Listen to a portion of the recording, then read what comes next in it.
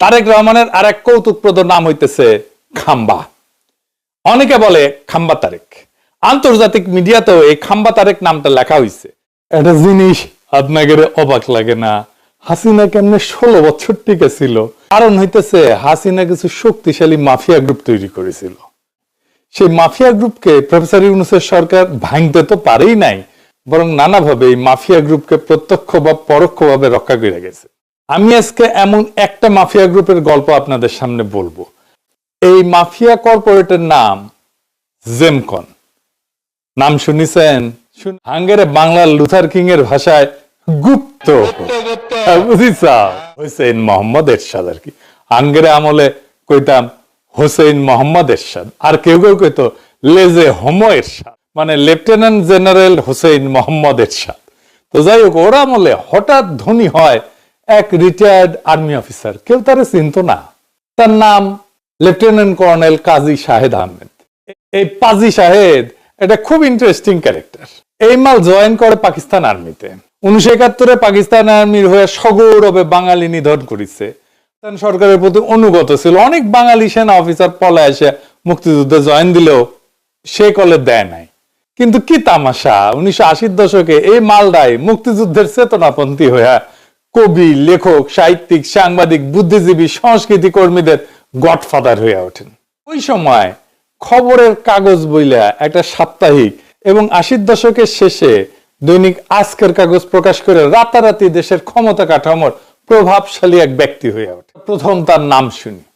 তবে এই আজকের কাগজ পত্রিকার মাধ্যমে বাংলাদেশে প্রিডেটরি জার্নালিজম বা মতলববাজদের শিকারী সাংবাদিকতার ভয়ঙ্কর যুগের সূচনা হয়েছিল, যে শিকারী সাংবাদিকতার গডফাদার ছিল ইন্ডিয়ার নিজে। এই পাজি শাহেদের আমল শেষ হওয়ার পর তার 3 গুণধর পুত্র এই জেমকলের হাল ধরে। কাঁঠাল রানীর জামানায় এমন কোন সেক্টর ছিল না যেখান থেকে এরা মধু খায় নাই, খালি মধু খেয়েছে। বিদেশে অর্থ পাচার করেছে, অবৈধ বাণিজ্য করেছে, নৈশ ভোট, দামি ভোট সহ সকল নির্বাচনে এমপি হয়েছে। মিডিয়া, খেলাধুলা, শিক্ষা, এনজিও ব্যবসা, শিল্প সাহিত্যের ভিতর দিয়ে রাজনৈতিক এবং সাংস্কৃতিক আধিপত্য কায়েম করছে। কাজী সাহেবের 3টা ছানা হইতেছে কাজী নাবিল, কাজী আনিস, কাজী ইনাম। আর এই 3টা ছানার সাথে হাসিনার বাকশাল ছিল তামাক আর ফিল্টারের মতো দুজনে দুজনা। রহমানের আর এক কৌতুকপ্রদ নাম হইতেছে খাম্বা। অনেকে বলে খাম্বা তারেক। আন্তর্জাতিক মিডিয়াতেও এই খাম্বা তারেক নামটা লেখা হয়েছে। বিএনপি নেতৃত্বাধীন 4 দলীয় জোটের 2001 থেকে 2006 পর্বের শাসন আমলে বৈদ্যুতিক খাম্বা বিষয়ে তারেক রহমানকে জড়ায় যে দুর্নীতি, বহু আলোচনা এবং সমালোচনার জন্ম দিছিল, সেইটার সাপ্লাই নাকি তারেক রহমান করছিল, খাম্বার সাপ্লাই। তো এই খাম্বা সরবরাহ সবচেয়ে বেশি করেছিল যে কোম্পানি, তার নাম জেমকন, আর তার মালিক দুর্বৃত্ত বেনিয়া পাজি শাহেদ আহমেদ। পাজি শাহেদ এরশাদের আমলে সামরিক বেসামরিক আমলাতন্ত্রের উপর প্রভাব বিস্তার করে নীতি পরিবর্তন করে বিদ্যুতের খুঁটির জন্য আগে কাঠের খুঁটি, গাছের খুঁটি ব্যবহার করা হইতো, সেটার বদলে কংক্রিটের খাম্বা ব্যবহারের সুযোগ তৈরি করে ফেলে।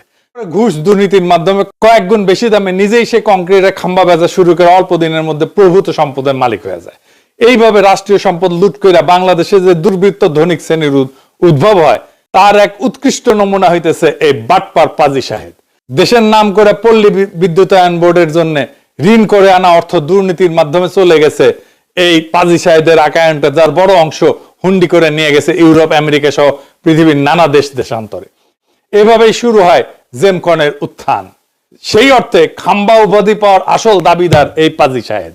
এবার আসেন দেখি জাওরা নাম্বার 1 পাজি শাহেদের 1 নাম্বার পোলা কাজী নাবিল আহমেদের আমল নামা। কাজী নাবিল বিনা ভোটে এমপি হয়েছিল 2014, 2018, 2024-এ। তারপরে এই সিস্টেমের কেন্দ্রে বসা জেমকম গ্রুপের জন্য অঢেল ঋণের বন্দোবস্ত করে অর্থ পাচারের সকল পথ এবং পন্থা নির্মাণ করছিল।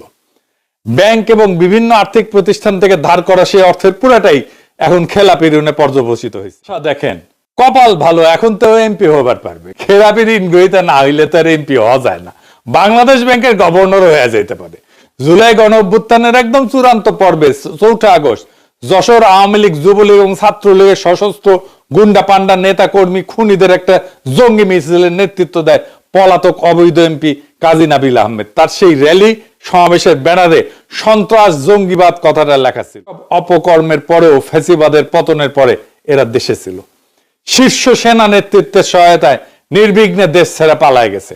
সম্প্রতি দুদকের তদন্ত রিপোর্টে দেখা গেছে 2018 থেকে 2024 সালের মধ্যে মাত্র 5 বছরে দুর্বৃত্ত কাজী নাবিল আহমেদের সম্পদ 1000 গুণ বৃদ্ধি পেয়েছে। ধানমন্ডির বিশাল সরকারি সম্পত্তি দখল করে বানানো আবাহনী ক্লাবকে ব্যক্তিগত সম্পত্তিতে পরিণত করে বাংলাদেশে ক্রীড়া জগতের মধ্যে কর্তৃত্ব স্থাপন করছিল এই দুর্বৃত্ত। পাজি সাহেদের 3 পোলা গুন্ডা শেখ কামালের গড়া এই ক্লাবের মালিক মোক্তার হোমরা সুমরা কর্তা ব্যক্তি। সেই সুবাদে তারা ঢুকে পড়ছিল সর্বত্র। Cricket board, football federation, golf tournament, কোথায় ছিল না এই মাল। জাউরা নাম্বার 2 কাজী ইনাম আহমেদের আমলনামা। সোহাদি বডিগার্ডের দ্বিতীয় কন্যা চূর্ণী শেখ রেহানার পোলা রাজন মুজিব সিদ্দিক ববির ঘনিষ্ঠ বন্ধু হইতেছে কাজী সাহেদের ছোট ছেলে কাজী ইনাম আহমেদ। বিগত সরকারের আমলে দীর্ঘ এক যুগ বাংলাদেশের ক্রিকেট বোর্ডের ডিরেক্টর ছিল। প্রফেসর ইউনূস সরকারের 8 আগস্ট দায়িত্ব নেওয়ার পরেও দীর্ঘ 14 মাস এই পদটা সে অলঙ্কৃত করে বসে দেখছে। এমনকি আসিফ মাহমুদ সজীব ভুইয়া তাকে সরায়নি। সবচেয়ে বিস্ময়কর ঘটনা হইতেছে 2025-এর 15 সেপ্টেম্বর কাজী ইনামের বিরুদ্ধে দুদক দুর্নীতির মামলা দায়ের করার পর মাথায় হুলিয়া নিয়া অক্টোবর মাসের শুরুতে সে অনায়াসে ঢাকা আন্তর্জাতিক বিমানবন্দর পাড়ায় থাইল্যান্ডে পালায় যেতে সক্ষম হয়েছে। সেখানে কিছুদিন থাকার পরে থিতু হয়েছে লন্ডনে। কে তাকে পালায় যেতে সাহায্য করলো তার একটা ক্লু দেই। প্রধান উপদেষ্টা ডক্টর মোহাম্মদ ইউনূসের সহকারী লামিয়া মোর্শেদের ফুফাতো বোন জামাই হইল এই কাজী ইনাম আহমেদ। বুঝেছেন রসুনের জায়গায়। অন্তর্বর্তীকালীন সরকারের প্রধান উপদেষ্টার বিশেষ সহকারী পদের প্রভাব ব্যবহার কইরা লামিয়া নানাভাবে এই দুর্বৃত্ত পরিবারকে সহায়তা করার চেষ্টা করছে বলে তথ্য আছে নানা জায়গায়। বর্তমান সরকার এই বিষয়ে যথাযথ অনুসন্ধান করবে বলে আমি আশা রাখি। কোনাক্কেলে লামিয়া এই কাজ করছে আল্লাহ মালুম। হয়তো ভাবিছিল কেউ জানবে না। এরই সমস্যা বাঙ্গু এলিটদের। লতায় পাতায় এমন ভাবে সম্পর্কিত রসুনের ভাবে একটা জায়গায় একটা না একটা জায়গা থেকে প্রোটেকশন পাওয়াই যায়। এরপর জাউরা নাম্বার 3 কাজী আনিসা আহমেদের আমলনামা। কাজী সাহেদের মেজো ছেলে কাজী আনিসা আহমেদ আবার উচ্চ লেভেলের বাটপার। পুরাই ব্রেন তার এডুকেশনে ভর্তি। ইংরেজিত কিবা লেখে। ইংরেজি যেহেতু লেখে ঠিকই লেখে। আন্তর্জাতিক গণমাধ্যমে প্রবন্ধ এবং মতামতধর্মী লেখা ছাপায় সে প্রতিষ্ঠা করার চেষ্টা করছে যে বাংলাদেশে ইসলামী মৌলবাদের দিকে ঝুঁকে পড়িছে। আর সে দেশে এই বিপদের বিরুদ্ধে একমাত্র বিকল্পের নাম হইতেছে শেখ হাসিনার ফ্যাসিবাদ। যেই মৌলবাদ পশ্চিমা বিশ্ব সর্বতভাবে ঠেকাইতে চায় সেই উগ্রপন্থার ভয় দেখায় মুসলিম বিদ্বেষী অপশক্তিকে এরা বাংলাদেশের মুখোমুখি দাঁড় করানোর অপচেষ্টা চালাইছে এবং এখনো চালাইতেছে। উদাহরণ হিসেবে 2টা লেখা দেখায়। নিউ ইয়র্ক টাইমসে কাজী আনিসের লেখা কইতেছে বাংলাদেশকে বাইসা নিতে হবে স্বৈর শাসন বা উগ্রবাদ। দেখেছেন? আরেকটা লেখা দেখেন হচ্ছে ক্রিপিং ইসলামিজম, মানে ধীরে ধীরে সমাজের মধ্যে ইসলাম বিস্তার করে যাইতেছে। এটা মুসলমান প্রধান দেশে ইসলামের প্রধানত হবেই রে। এটা আবার ছাপিছে নিউ ইয়র্ক টাইমস। শুধু তাই না, লিবার্টি সাউথ এশিয়ার প্রধান লবিস্ট মিস্টার সেথ ওলমিকসনকে নিয়োগ দিছিল হাসিনা সরকারের জন্য এই আনিস। হিসাব পাওয়া গেছিল $500,000 দিছিল এই কাজী আনিস, তাও আবার দিছিল মানি লন্ডারিং কইরা। দেখেছেন? নিউজ এসেছিল নেত্র নিউজে। মানি লন্ডারিং করে হাসিনার লবিস্টকে টাকা পাঠিয়েছিল। সেটার বিষয়ে গত বছরের মার্চ মাসে একটা রিটের ভিত্তিতে আদালত রুল জারি করলেও দীর্ঘ 10 মাস অতিবাহিত হওয়ার পরেও এখনো পর্যন্ত সরকারের সংশ্লিষ্ট মন্ত্রণালয় এবং দুদক কোনো কার্যকর পদক্ষেপ নেয়নি। দিনগুলোর চূড়ান্ত পর্বে বাংলাদেশ জুড়ে কিশোর তরুণ যুবকেরা যখন বুকে তাজা খুন ঢাইলা প্রতিরোধ করতেছিল, তখন 2024-এর 31শে জুলাই বিপুল অর্থ বিনিয়োগ কইরা মার্কিন পত্রিকা ওয়াল স্ট্রিট জার্নালে এই লুটেরা কাজী আনিস ভয়ঙ্কর খুনি হাসিনা এবং তার ফ্যাসিস্ট শাসনের সমর্থনে ইন্ডিয়ান লেখক সদানন্দ ধুমকে দিয়ে ওই দুঃশাসনের পক্ষে নিজের মন্তব্য জুড়ে দিয়ে একটা নিবন্ধ প্রকাশ করছিল। চুরির টাকায় এই রাদওয়ান সিদ্দিক ববির তত্ত্বাবধানে ফ্যাসিস্টদের লুটের টাকায় তৈরি হয়েছিল centre for research and information, CRI। গণবিরোধী এই প্রতিষ্ঠানের পক্ষে নানান মিথ্যা বয়ান তৈরি এবং অপপ্রচারের কাজ করার জন্য হোয়াইট বোর্ড নামে একটা সাময়িকী প্রকাশিত হইত। সেখানে উপদেষ্টা হিসেবে দায়িত্ব পালন করতে এই কাজী আনিস আহমেদ। এরপরে আসেন ইউনিভার্সিটি অফ লিবারেল আর্টস বা বাংলাদেশ ইউল্যাব বা ইউল্যাবের রাহাজানির কাহিনী। জানেন ইউল্যাবটা করলে তাদের রংপুরের পাশে ইউল্যাব আছে, আপনারা জানেন। সেখানে আগে একটা খাল ছিল, খাল মুরব্বীরা জানেন, রামচন্দ্রপুর খাল ছিল। এই খালটা দখল করে নির্মাণ করা হয়েছে এই ক্যাম্পাস। দখল নিয়ে 2019 সালে একটা প্রতিবেদন প্রকাশ করছিল জাতীয় নদী রক্ষা কমিশন। এটা বলা হয় রামচন্দ্র খালের প্রবাহ গাবতলী হয়ে দক্ষিণ দিকে বেড়িবাঁধের কারণে বাধাগ্রস্ত হয়েছে। একসময় খালটির একাংশ ইউনিভার্সিটি অব লিবারেল আর্টস বাংলাদেশের ইউল্যাবের মধ্য দিয়েও প্রবাহিত হতো। ইউল্যাব রামচন্দ্রপুর খালের উপরে সড়ক নির্মাণ করছে এবং স্থায়ী দেয়াল দিয়ে খালটিকে দুই অংশে বিভক্ত করে ফেলছে। সরেজমিনে দেখা গেছে ছোট বড় অসংখ্য স্থায়ী অস্থায়ী অবকাঠামো প্রায় ঠাসা রামচন্দ্রপুর খাল। খালটির একাংশের প্রবাহ বন্ধ করে অবকাঠামো বানিয়েছে ইউল্যাব। দেখেন বণিক বার্তায় এটা প্রকাশিত হয়েছিল। ইউনূস সরকারের পরিবেশ উপদেষ্টা পরিবেশ বিষয়ে অনেক বিপ্লবাত্মক পরিবর্তনের কথা বললেও রেজওয়ানা হাসান এই মন্ত্রণালয়ের উপদেষ্টার দায়িত্ব নেওয়ার পরে খাল দখল করে যে বিশাল স্থাপনা নির্মাণের এই অভিযোগটা বারবার তাকে অবহিত করা হলো, তিনি কিছুই করেন। রাজধানীর বুকে এত বড় পরিবেশ অনিষ্টকারী দখলদারিত্বের বিরুদ্ধে তিনি বিন্দুমাত্র কিছু না কইরা উল্টে একদিন ইউল্যাবের সমাবর্তনে প্রধান অতিথির আসন অলঙ্কিত কইরা জ্ঞান গর্ভ বক্তৃতা ছেড়েছেন। কি আশ্চর্যের কথা!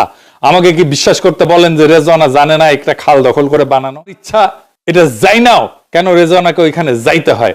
রেজওয়ানা আমার বন্ধু স্থানীয় এবং এই জন্যই আমি এটা জানার পরে হতবুদ্ধি হয়েছি। কাজী সাহেদের 3টি থানায় ইউল্যাবের ট্রাস্টি বোর্ডের মেম্বার, পুরাটাই আসলে পাজি ফ্যামিলির দখল। পড়ার পরে অনেক বেসরকারি বিশ্ববিদ্যালয় উপাচার্য এবং ট্রাস্টি বোর্ডে দ্রুত পরিবর্তন হয়েছে বা অপরাধ কর্মে জড়িতরা জয় বাংলা হয়ে গেল। বহুল সমালোচিত এবং নিন্দিত ইউল্যাবে কোনো পরিবর্তন ঘটেনি। 2020 সালের 4 সেপ্টেম্বর ইউল্যাব ক্যাম্পাসে জুলাই অভ্যুত্থান ভিত্তিক গ্রাফিতি আঁকার জন্য 2 জন শিক্ষার্থীকে শোকজ করে প্রশাসন। এই ঘটনায় বিশ্ববিদ্যালয় কর্তৃপক্ষের সিদ্ধান্তের প্রতিক্রিয়া ইউল্যাবে বেশ কয়েকটা দাবি নিয়ে আন্দোলন শুরু করে শিক্ষার্থীরা। চাপের মুখে পড়া ভিসি ইমরান সেই নোটিশ প্রত্যাহার করতে বাধ্য হয়, কিন্তু ট্রাস্টি বোর্ড পুনর্গঠন এবং কুখ্যাত ফ্যাসিস্ট লেসপেন্সার ভিসিকে কখনোই অপসারণ করা সম্ভব হয়। চিন্তা করেন, গণ অভ্যুত্থান পরবর্তী সময়টা তাদের জন্য বৈরী। তারপরে বৈরী না হইলে ইউল্যাব কর্তৃপক্ষ এই 2 ছাত্রের বিরুদ্ধে কত নিষ্ঠুর ব্যবস্থা নিত তার ইশারা পাওয়া যায় 4-5 বছর আগের একটা ঘটনায়। 2020 সালের ডিসেম্বরে করোনা মহামারী চলাকালে 50% টিউশন ফি মওকুফের দাবি নিয়ে শিক্ষার্থীদের একটা আন্দোলনের পরিপ্রেক্ষিতে 2 জন ছাত্রকে বহিষ্কার করছিল ইউল্যাব। শুধু তাই না, ভয়াবহ দুঃসময় কুখ্যাত পাজি পরিবার তাদের রাষ্ট্রীয় ক্ষমতা ব্যবহার করে বর্বর পুলিশ লেলাই দিয়ে পিটায় রক্তাক্ত করে আলোচ্য 2 শিক্ষার্থীকে জেলে পড়ছিল। মিডিয়া স্টাডিজ এবং জার্নালিজমের 8ম সেমিস্টারের শিক্ষার্থী রায়হান আতিক এবং সাদাত মাহমুদের বিরুদ্ধে মিথ্যা মামলা দায়ের করে ওই বিশ্ববিদ্যালয় তখন জঘন্য দৃষ্টান্ত স্থাপন করছিল। একে শুধু রাষ্ট্রীয় ক্ষমতার অপব্যবহার বলে ধরে নিলে কম বলা হবে। এমন আচরণ মানবতা বিরোধী অপরাধের পর্যায়ভুক্ত। এই 2 শিক্ষার্থী জামিনে বের হওয়ার পর তাদের শারীরিক ও মানসিক যন্ত্রণা, মামলা মোকদ্দমার পেছনে ঘোরার কষ্ট এবং সামাজিক গঞ্জনার বেদনা সইতে না পেরে এদের একজন সাদাত মাহমুদ কয়েক মাস পর আত্মহত্যার পথ বেছে নিয়েছিল। সাদাত মাহমুদের বন্ধু, আত্মীয় স্বজন, পরিবার যারা আছেন, সাদাত আহমেদের আত্মহত্যা নিয়ে, তাকে আত্মহত্যায় প্ররোচিত করা নিয়ে আপনারা মামলা করেন। আমি ব্যক্তিগতভাবে এই মামলার খোঁজ খবর নেব। এই ইমরান, ভিসি ইমরান গণ অভ্যুত্থানে অংশগ্রহণকারী শিক্ষার্থীদের যৌক্তিক আন্দোলন ঠেকাইতে নিজের অনুগত ছাত্রলীগের কর্মীদের দিয়ে পাল্টা মিছিল করাইছিল। চিন্তা করেন, ওই সময় ইউল্যাবের দেয়ালে শিক্ষার্থীরা যে যৌক্তিক দাবিগুলো লিখছিল সেগুলো পড়েন, দেখেন। এটা সে দেখান একটা একটা করে আন্দোলনের কিছু ছবি দেখেন। এবার আসেন দেখি যে এরা যে শুধু দেশে বাটপারি করছে তা না, এরা আন্তর্জাতিক বাটপারিতেও খ্যাতিমান। আন্তর্জাতিক প্রতিষ্ঠানকেও দখলে নিছে কিভাবে। এই যে PEN, এটা কবি, লেখক, সাহিত্যিকদের মত প্রকাশের স্বাধীনতার পক্ষে সক্রিয় একটা আন্তর্জাতিক সংস্থা। বিশ্বব্যাপী প্রতিবেদী সাহিত্যের প্রচারক। 1921 সালে প্রতিষ্ঠিত এই সংস্থাটা মানবাধিকার, চিন্তার স্বাধীনতা, মতামত বিনিময় এবং তার প্রচারের পক্ষে কাজ করে। পাশাপাশি বিশ্বব্যাপী কবি, লেখক, সাহিত্যিকদের সংগঠিত করে। বাংলাদেশেও তাদের শাখা আছে। বহু বছর ধরে এই শাখাটা দখল করে রাখছে কাজী আনিস আহমেদ। 2021 জুলাই থেকে 2023 জুনে সভাপতি পদে তার মেয়াদ শেষ হওয়ার পর খুনি হাসিনা যেভাবে নির্বাচন না করে তার মেয়াদ পূর্ণ করত, সে একইভাবে কাজী আনিস 2025 জুনে তার দ্বিতীয় মেয়াদ শেষ করে। এদিকে সরকারের কেউ দৃষ্টি দেওয়ার ফুসরতি পায়নি। এই 3 ভাই গ্রেপ্তার হতে যখন পালাইছিল তখন বাংলাদেশে পেনের কার্যক্রম পুরোপুরি বন্ধ হয়ে পড়ছিল। এই পটভূমিতে পেন বাংলাদেশের সাথে দীর্ঘদিন সম্পর্কিত একদল লেখক, সাহিত্যিক গত বছর জুন মাসে একটা বিশেষ উদ্যোগ নিয়ে 21 পদকপ্রাপ্ত লেখিকা ফরিদা হোসেনের নেতৃত্বে নতুন একটা কমিটি গঠন করে। কাজী আনিস দেখলো কেস তো খারাপ, হাত থেকে তো সব বাইরে হয়ে যেতেছে, তখন তার দখলপূর্ণ প্রতিষ্ঠার জন্য বিদেশে বসে শামসাদ মুর্তজাকে সভাপতি করে পেন বাংলাদেশ নামে আর একটা পাল্টা কমিটি বানায়। চিন্তা করেন, এটা পলিটিক্স করছে। আমরা আর মামুরা আর কি। বাটপার কাজী পরিবারের বিভিন্ন শুভাকাঙ্ক্ষী অন্তর্বর্তীকালীন সরকারের শিক্ষা উপদেষ্টা অধ্যাপক সিয়ারা আবরারকে প্রভাবিত কইরা শামসাদ মুর্তজাকে ইউল্যাবের ভিসি পদে নিয়োগ দিতে সক্ষম হয়েছে। খুবই দুঃখজনক যে এই সমস্ত ধনাঢ্য লুটেরা পরিবারের কাছ থেকে ভবিষ্যতে প্রত্যক্ষ বা পরোক্ষ কোনো সুবিধা লাভের আশায় অন্তর্বর্তীকালীন সরকারের কিছু উপদেষ্টা বিভিন্ন ধরনের আপোষ সেরে রাখছেন। খুনি হাসিনার দীর্ঘ দুঃশাসনে বিভিন্ন কারণে নির্যাতিত কবি, লেখক, সাহিত্যিক, সাংবাদিকদের পক্ষে কখনোই পেন বাংলাদেশ কোনো কথা বলেনি, কোথাও বক্তৃতার বিবৃতিও দেয়নি। এমন কোনো খবর পৃথিবীর কোথাও কোনো সংবাদ মাধ্যমে ছাপা হয়নি। কেন হয়নি বুঝেছেন? এভাবেই তারা আমাদের ন্যায্য প্রতিবাদ প্রতিরোধের কণ্ঠকে বন্ধ করে রাখছিল জাতীয়ভাবে এবং আন্তর্জাতিকভাবে। ইন্ডিয়ার 1 নম্বর অনুগত বাকশালী অর্থনীতিবিদ রেহমান সোবহানের পোলা জাফর সোবহান ঢাকা ট্রিবিউনের প্রতিষ্ঠাতা সম্পাদক এবং শেয়ার হোল্ডার। বাটপার কাজী আনিস আহমেদের সাথে তার ঘনিষ্ঠতা মতদর্শগত, যা গভীর রাজনৈতিক এবং সাংস্কৃতিক বন্ধনে আবদ্ধ। জাফর সোবহান কাজী পরিবার পত্রিকা থেকে একটু সরে এসে অজানা হোসেনা গোপন কোন রহস্যজনক পক্ষের কাছ থেকে বিনিয়োগ জুটায় নতুন এক উদ্যোগ নিয়ে দ্য কাউন্টার পয়েন্ট নামে প্রকাশনা শুরু করছে। এর উপরে দাঁড়ায় বিএনপির গবেষণা শাখা ব্রেইনের সাথে মিলেমিশে কামকাজ শুরু করছে, পুরাই ব্রেইন আর এডুকেশন। জাফর সোবহানের দ্রুত পরিবর্তনশীল এরকম আনুগত্যের মেয়াদকাল এবং সততার ভিত্তি বিএনপির পণ্ডিতরা কিভাবে কোন মানদণ্ডে পরিমাপ করবে তা কেবল তারাই ভালো জানেন। স্বাধীন বাংলাদেশের সকল সম্ভাবনাকে গলা টিপে হত্যা করছিল যে খলনায়ক, সে খুনি মুজিবের প্রশংসা কইরা জাফর সোবহান বছরের পর বছর অজস্র নিবন্ধ, প্রবন্ধ, স্তুতিপূর্ণ রচনা ফাঁদছিলেন, সেগুলো স্মৃতি সে কিভাবে মুছবে? পাশাপাশি তাকে জবাব দিতে হবে শহীদ প্রেসিডেন্ট জিয়াকে, তিনি যে বিভিন্ন সময় বাংলাদেশের স্বাধীনতা বিরোধী, একজন তুচ্ছ মেজর, গণতন্ত্র হত্যাকারী, সামরিক স্বৈরাচারী শাসক এবং পাকিস্তানি চর বলে নানা লেখায় সম্পাদিত বিভিন্ন রচনায় বর্ণনা করছেন। সেই রেফারেন্স গুলো এখন কোন গর্তে সে লুকাবে? সারমেয় কাজী শাবকদের খালা আমিরা হক, যিনি জাতিসংঘের উচ্চ পদে কাজ করার সুবাদে প্রফেসর ইউনূসের সাথে ঘনিষ্ঠভাবে পরিচিত, এই আমিরা হক এখন ফ্যাসিস্ট অনুরাগী ব্র্যাক ইন্টারন্যাশনালের নীতি নির্ধারণী বোর্ডের সদস্য। সব বাকশালী আর ইন্ডিয়ার দালালগুলো ব্র্যাকে কেন আশ্রয় পায়? ব্র্যাককে এটার জবাব দিতে হবে। আজিব বাত না? এই আমিরা হক গত 6 মাস আগে ডক্টর ইউনূসের সাথে দেখা কইরা তার গুণধর ভাগিনাদের গুম, খুন, মানি লন্ডারিং, ভোট ডাকাতি, লুটপাট, ঋণ খেলাপি সহ সকল মামলা থেকে নিষ্কৃতি দেওয়া এবং তাদেরকে নিরাপদে বিদেশে পাঠানোর আয়োজন করার তদবির করছেন। ঢাকার উচ্চ শ্রেণীর তথাকথিত ভদ্র মহিলা আমিরা হকের আহ্বানে সাড়া দিয়ে সুবোধ শাসক অধ্যাপক ইউনূস সরকারের বিভিন্ন নিয়ন্ত্রক সংস্থার প্রধানদের কাছে এই অপরাধীর জন্য কিছু করা যায় কিনা সেটা একটু পরীক্ষা নিরীক্ষা করে দেখার আহ্বান জানাইছে। বাহ, কি চমৎকার! প্রফেসর ইউনূস জুলাই আন্দোলনের অংশীজনদের জন্য কি করছেন আপনারা জানেন। আমি একটা সামান্য সাহায্য চাইছিলাম দেশে ফেরার ব্যাপারে, সেটা করেন নাই। কিন্তু হাসিনার সঙ্গী ফ্যাসিবাদের নাটবল্টুর জন্য ওনার আবেগ দেখে কাইন্ডা দিছি আমি একেবারে। লুটেরা কাজী আনিস আহমেদের সবচেয়ে বড় তল্পি বাহক ছিল জুলফিকার রাসেল। সে বর্ষা বিপ্লবের পরে নিউ ইয়র্কে পালায় গেলেও এখনো বাংলা ট্রিবিউনের সম্পাদক হিসেবে তার নামই আছে। বাটপার আনিসের বিশ্বস্ত সহযোগী জুলফিকারকে তার বন্ধুরা ফ্যাসিস্ট হাসিনার যে কনিষ্ঠ ভ্রাতা রাসেল না, তার আত্মায় ভর করা গীতিকার বলে মনে করে। শেখের জন্ম শতবর্ষে বিপুল রাষ্ট্রীয় অর্থ অপব্যয় করে পালন করা মহা আয়োজনে সে মুজিব 100 থিম সঙ্গীত লিখে এই গণশত্রুদের ঘনিষ্ঠ সহযোগিতা পরিণত। আনিস আহমেদের অপকর্মে অন্য বড় সহযোগী ছিল জাহাঙ্গীরনগর ইউনিভার্সিটির শিক্ষক শামীম রেজা। কাজী আনিসের বডিগার্ড খ্যাত এই ব্যক্তি কবিতাও লেখে, ওরে আমার ওরে ওরে, আবার কবিতাও লেখে। এই শামীম রেজা আওয়ামী দুঃশাসকদের সাথে এতটাই ঘনিষ্ঠ ছিল যে সেই আমলের শাসকরা এই বিশ্ববিদ্যালয়ে বঙ্গবন্ধু এবং তুলনামূলক সাহিত্য সংস্কৃতি ইনস্টিটিউট প্রতিষ্ঠা করে তাকে পরিচালক পদে বসাইছিল। শামীম রেজার সাথে একযোগে কাজ করে বাংলাদেশ বিরোধী নিজেদের অনুগত ইন্ডিয়ান সাংবাদিকদের একটা নেটওয়ার্ক গড়ে তুলছে। এখনো এই নেটওয়ার্কটা জাতীয় নিরাপত্তার জন্য বিপজ্জনক গোষ্ঠী হিসেবে কাজ করছে। এই গ্রুপের কয়েকজনের মধ্যে আছে, ইন্ডিয়ানদের মধ্যে কয়েকজনের আছে ব্রজেশ উপাধ্যায়, ললিত ঝা এবং অদিতি খান্না। এইবার আসেন আমরা দেখি এরা কিভাবে দেশের সম্পদ বিদেশে পাচার করছে। পরিবারটা আমেরিকায় টিটুলিয়া কাজিয়ান কাজী এই নামে একাধিক কোম্পানি খুলে দেশ থেকে অদেল সম্পদ পাচার করে বিদেশে নিয়ে গেছে। সেই সবের অজস্র প্রমাণ এখন দুদকের হাতে চলে আসছে। দুবাই গ্রিন পার্সপেক্টিভ এফজেডি নামে বাণিজ্যিক কোম্পানি গঠন করে সেই লাইসেন্সের আওতায় লবিং বা তদবিরের জন্য টাকা পাঠাইছে। To send money for lobbying এই শিরোনামে সরাসরি এই দেশ থেকে কোটি কোটি টাকা বিদেশে বেআইনিভাবে নিয়ে যাওয়ার প্রামাণিক দলিল দস্তাবেজ এখন তদন্তকারীরা জোগাড় করে ফেলে। দুর্বৃত্তদের বিরুদ্ধে সর্বোচ্চ আদালতের নির্দেশনা নির্বাহী বিভাগ অগ্রাহ্য করছে। কাজী পরিবার এবং জেমকন গ্রুপের বিরুদ্ধে 3টে বিষয়ে ব্যবস্থা নেওয়ার জন্য অন্তর্বর্তীকালীন সরকারের প্রতি নির্দেশনা আছে। গত বছর 17 মার্চ স্বপ্রণোদিত হয়ে 2 জন নাগরিক হাইকোর্টে জনস্বার্থে একটা মামলা।